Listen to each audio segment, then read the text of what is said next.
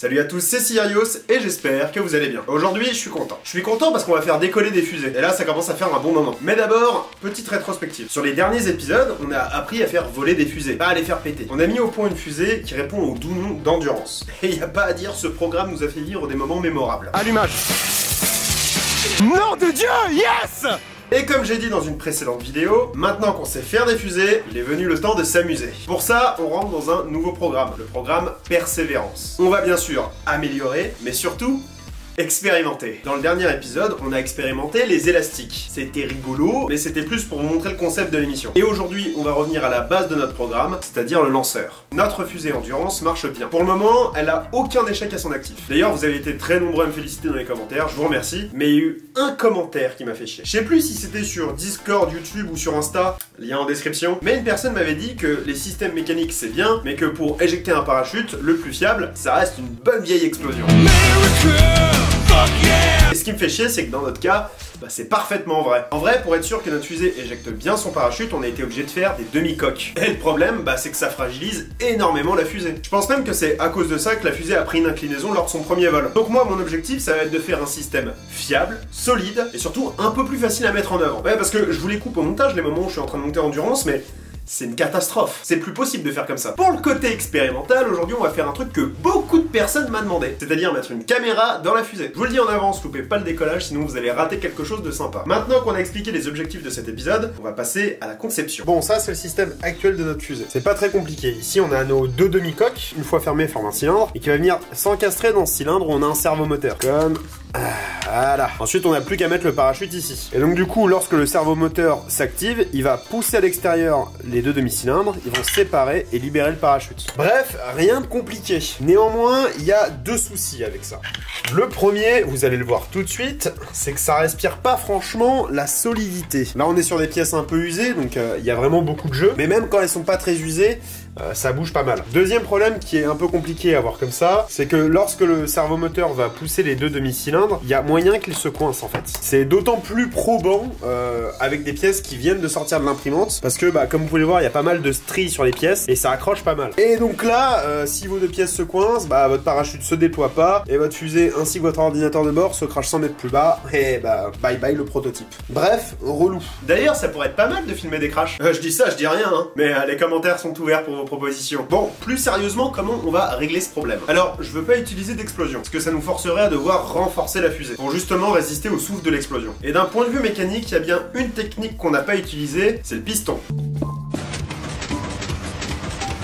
Alors j'ai imaginé un système qui utiliserait un piston actionné par un ressort. Ce genre de petit ressort là. Et le tout serait retenu par une goupille. Et la goupille serait retirée par un servomoteur. Ça, on n'a pas à changer l'ordinateur de bord, on est peinard. Avec ce système, l'intérêt c'est de pouvoir changer l'emplacement du servomoteur dans la fusée. De le mettre à l'horizontale, comme ça on utilise des servomoteurs plus gros, mais moins chers. Non, parce qu'on en parle de ces merdes. 11 balles le servomoteur. Mais vous foutez de la gueule de qui? Je suis le plus petit du servomoteur. Saloperie, va. Le deuxième avantage, c'est que le servomoteur subit moins de stress. Avant, il devait pousser un truc qui pouvait se coincer, donc du coup, il pouvait forcer. Maintenant, il va juste tenir une goupille, se décaler et libérer la goupille. Le seul désavantage que j'ai trouvé, c'est que le système est un peu plus lourd qu'avant. Et il me semble nettement plus fiable. Et surtout, bien plus solide et réutilisable. Mais bon, on n'a qu'à mettre un moteur plus puissant et ça fera l'affaire.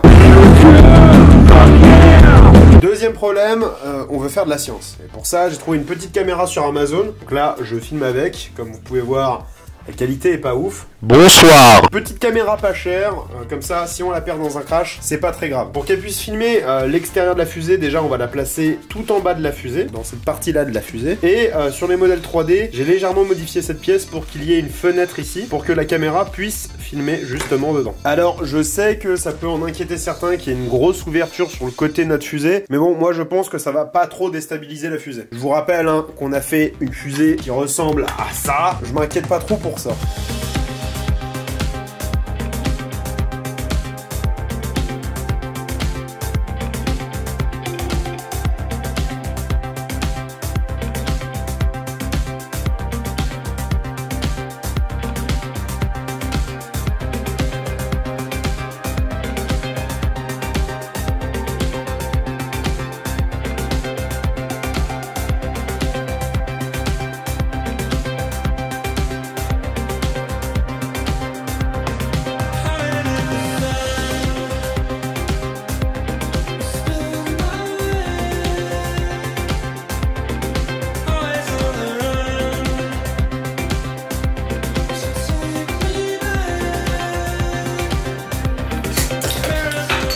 vache.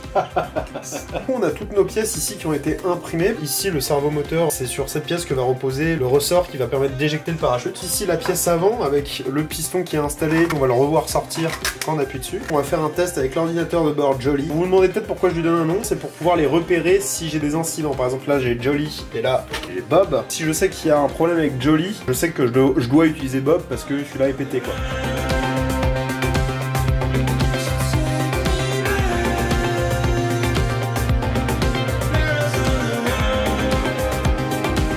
Bon bah du coup on va faire le test d'éjection numéro 1, on va voir si le système marche bien.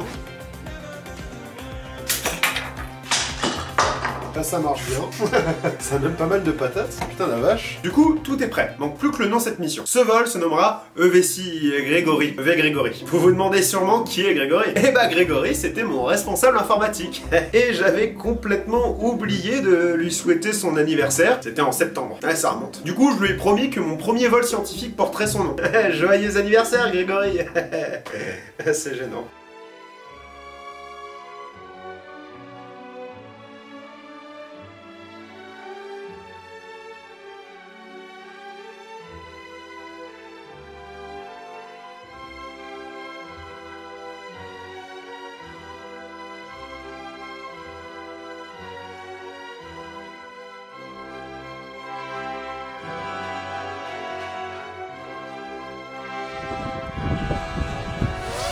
Bon, je vais pas pouvoir prendre l'appareil photo malheureusement. Ouais c'est bon, tout rec.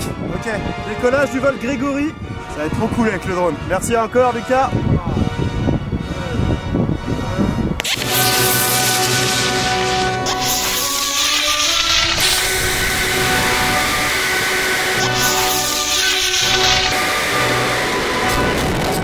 Oh là là, elle est partie. Je vois pas de parachute. Parachute ouvert, parachute ouvert. Il est très haut là. Je le prends avec mon appareil photo là.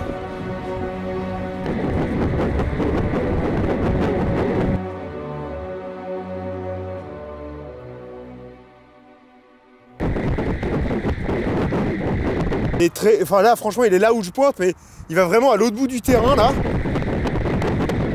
Ok il est devant les arbres, je le vois.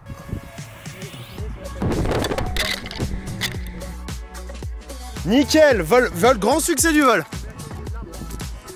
Ah, nickel mec. Je vais y aller, je me déplace là-bas, ok? C'est parti les gars. Ça c'était un beau vol ça. Nickel, on va avoir des super images. J'espère que la caméra a tout enregistré. Dis coucou au drone. Ça va être trop bien, il est tout là-bas. Dans l'arbre. Avec le zoom en même temps ça va pas être très pratique. Il m'a l'air d'être assez haut dans un arbre par contre. Il va falloir qu'on se démerde. Ah ça va, il est pas trop haut. You speed me right.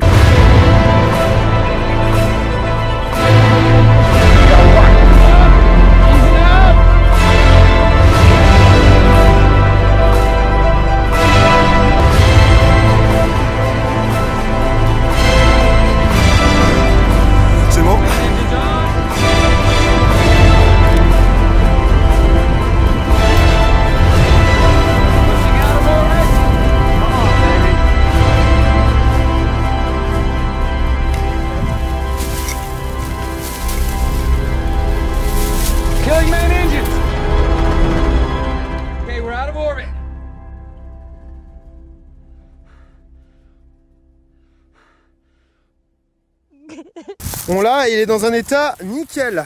Il est parfait. Il serait même prêt à faire un autre vol. Regardez qui arrive en courant. Ah, c'est nickel hein. Premier essai. Ouais, donc tout est là. Il était beau ce vol. Petite inclinaison au décollage quand même. J'ai pas bien pu le voir mais... Ah bah en gros elle a pris une inclinaison peut-être 20 degrés, 20-30 degrés au décollage. J'ai pas stable mais... Là ouais, c'est à cause de la tige qui est dépassable. Mais ouais, on est d'accord, faut qu'on trouve un autre moyen de... Genre la base qu'on avait au début, la base carrée, c'était très efficace parce que tu l'as posé au sol, voilà, c'était droit, tu vois. Je vais couper l'ordinateur de bord déjà, parce que là il tourne encore. On va voir déjà s'il y a du dégât dans la fusée, mais ça m'a l'air d'être plutôt bien. Donc, comment se porte Jolie? Bah nickel là ce que je vois. Mec, ça a marché du premier coup, gros. J'ai pas l'habitude. Moi je m'attendais à un échec. Non mais mec, ouais, moi aussi, genre, je voyais pas le parachute. Là, t'as tous les morceaux là. Ouais, tout est bon. Alors le parachute a pris un peu cher au moment de l'extraire de l'arme, mais je pense qu'il est encore bon pour un vol. Le servomoteur nickel, l'ordinateur de bord, bah impeccable, y a rien à dire. Je viens prendre une petite photo de Jolie si tu veux. Attends, j'essaie de bien me coiffer. C'est pas possible, tu peux pas bien te coiffer ça. Je t'emmerde. Tu peux prendre. Faut couper le rec là peut-être? Vas-y. C'était déjà coupé. Bah j'ai. Quoi? Ah non. Eh bah putain, d'habitude il y a toujours des emmerdes, mais là tout est nickel. Ça doit probablement dire qu'on s'améliore. Étrange. Alors je sais que certains vont dire que les images sont un peu crado dans la fusée, mais bon, c'est un premier essai. On voit bien dans les images que la fusée prend rapidement une inclinaison, et puis qu'elle se met à tourner sur elle-même, ce qui fait que l'image est pas très stable. Mais au moins, on a des images nettes. En tout cas, la stabilité de l'image, ça pourrait être des points qu'on pourrait essayer d'améliorer dans les prochains épisodes. Une fois le parachute sorti, la fusée a continué à tourner sur elle-même. Elle a aussi été pas mal emportée par le vent, à tel point qu'elle a failli sortir du terrain. Ça me fait penser qu'il faudrait qu'on trouve un terrain un poil plus grand aussi. Mais bref, moi je trouve que ça reste quand même des images pas mal intéressantes. J'aime beaucoup les images à l'apogée, parce qu'on voit vraiment la campagne à perte de vue. Et bah ça fait quelque chose quand on se dit que c'est nous qui avons construit la fusée. Bon, le premier truc à monter, c'est le bas de la fusée, et on va y retrouver du coup la caméra. Donc très important, il faut que la caméra soit orientée de telle manière à ce que l'objectif de la caméra pointe vers la fenêtre. Donc là, il n'y a rien de compliqué. On va juste la placer dedans, hop, et faire en sorte de bien la caler devant. Là, on va passer au passage extrêmement technique, c'est-à-dire caler la caméra. Parce que là, on s'en rend peut-être pas bien compte comme ça, mais comme ça, elle peut facilement trembler la caméra, donc du coup se désorienter. Et pour ça, vous allez voir que j'ai développé une technique certifiée par la NASA, le PQ. Vous allez voir, c'est très impressionnant. Il suffit de dérouler quelques petites tranches de PQ, à les mettre en boule. Une seule suffira en fait. Vous remarquez que c'est super bien préparé. Vous la mettez en boule. Et là, la grande technique, attention, ça va aller très vite. Ça va être de la glisser derrière la caméra. Et là, là, ça bouge plus du tout. Technique, vraiment, c'est de la haute technologie. Hein. Ok, maintenant que je vous ai expliqué comment marchait la pièce inférieure, on va passer à une des pièces les plus importantes, qui est la pièce qui permet d'éjecter le parachute. Donc ici, on l'a fini justement. On peut voir le piston qui marche correctement. Donc quand on pousse le piston ici, on va retrouver la goupille qui ressort ici. On peut la maintenir comme ça et dès que je la relâche, hop, bah ça s'éjecte. Bien évidemment, c'est une pièce de test ici, donc normalement cette partie est accrochée au fond. C'est pas censé s'éjecter, c'est censé rester. Mais vous avez vu que ça marchait quand même bien et qu'il y a pas mal de force dedans. Pour développer cette pièce, du coup, j'ai dû créer deux petites pièces imprimées en 3D et aussi un ressort donc que j'ai acheté sur Amazon. Mais vous retrouverez le lien en description. Et vous allez voir que c'est pas très compliqué. Donc ici, on a une première pièce qui est le tube qui va stocker le piston justement. Au fond, on va retrouver un petit pas justement pour pouvoir y fixer le ressort. Et on retrouve aussi le même pas sur le piston au bout. Donc on va avoir notre ressort qui va se coincer dans le premier pas ici. Faut un peu forcer pour le mettre dedans, c'est un peu la galère. Je vais essayer de le faire. Et une fois qu'il est dedans, hop, on va pouvoir le mettre ici. Bah là, notre pièce marche. Ce que je conseille au début, c'est de rôder un petit peu la pièce pour éviter qu'il y ait beaucoup de frottement dedans. Comme on le sait, les modèles imprimés en 3D ont beaucoup de stries en fait qui peuvent coincer le piston dans le cylindre. Et donc suffit en fait d'y aller un peu comme un bourrin. Faites pas genre les mecs, vous avez l'habitude. Et une fois que c'est rodé, normalement, il n'y a plus de soucis et ça s'éjecte parfaitement. Pareil, deuxième petit truc à faire avec la pièce, et ça dépend de la taille de votre bras, de votre cerveau, c'est de légèrement couper ici la zone qui sert de goupille. Tout simplement parce que le bras du servomoteur, selon la taille, n'arrivera peut-être pas à se caler dessous. Donc typiquement, sur l'autre pièce, donc on peut voir qu'il y a une légère différence de taille entre les deux pièces. Ici, elle n'est pas coupée, elle est neuve, et ici, elle est légèrement coupée, ce qui permet justement au bras du servomoteur de bien se fixer dessus, mais on va le voir juste après. Bien sûr, entre toutes les pièces, une fois qu'elles sont bien enfoncées dans les deux pages, je les colle à la super glue 3 histoire d'être sûr que ça tienne bien longtemps. Très important, hein, si vous le collez pas, au moment où vous allez éjecter le parachute se fixe à l'avant du piston. Le parachute va s'extraire avec le piston et le ressort, et donc du coup le reste de la fusée va se mettre à tomber vers le sol très rapidement. Dernier petit point, ici j'ai fait des petits trous justement pour pouvoir accrocher le parachute. Seulement quand vous imprimez avec des supports, ce trou est complètement plein en fait. La petite technique que j'ai trouvée, c'est tout simplement de de chauffer à blanc 2 petits clous et de les enfoncer en croix dans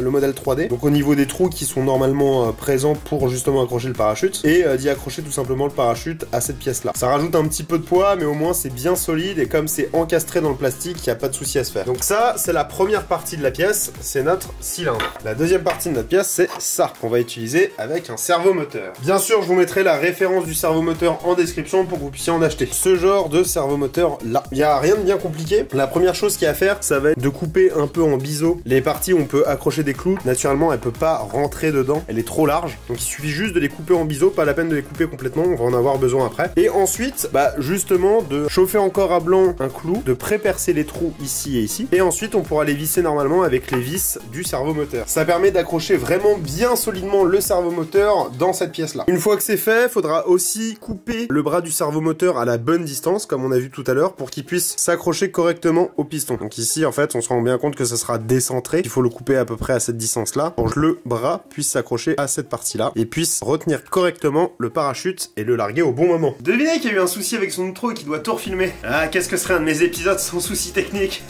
Mais bref, je voulais rajouter quelques petites informations. Déjà sur la caméra que j'utilise dans la fusée. Je me suis rendu compte lors du montage que le fichier qui sortait de la caméra avait un petit souci. Il y a un décalage son-image. En gros, j'ai dû faire passer le son à 160% de sa vitesse normale pour qu'il puisse coller avec les images. Donc voilà, si vous voulez acheter la caméra, vous pouvez, mais au moins vous savez que c'est un peu de la merde. Sinon aussi, je voulais vous remercier, ça fait plaisir de savoir qu'il y a des gens qui vont jusqu'ici dans les épisodes. Vous pouvez bien sûr vous abonner, liker et partager, ça me permet de voir que vous soutenez l'émission et ça me fait vraiment plaisir. N'hésitez pas aussi à écrire vos idées en commentaire, ça peut m'arriver d'en intégrer dans les épisodes. En tout cas, prenez soin de vous, c'était Cigarios et je vous dis à plus. On va enfin finir cet épisode, putain.